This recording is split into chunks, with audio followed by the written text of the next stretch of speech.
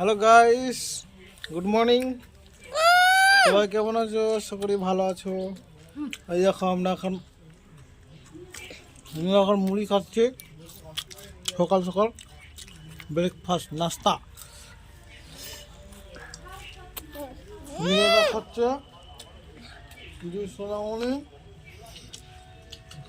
Hi guys, কোথাও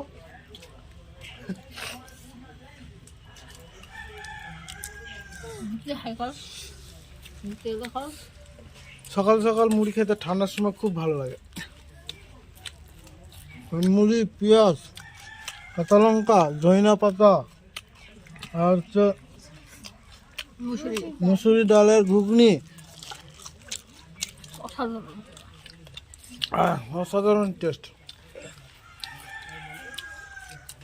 তোমরা জানাবা সকালে নাস্তাতে কি খাও। ভিডিওটা ভালো লাগলে লাইক করে দিও, আর অবশ্যই একটা কমেন্ট করো। আর যারা নতুন আছে চ্যানেলে তারা সাবস্ক্রাইব করে দিও।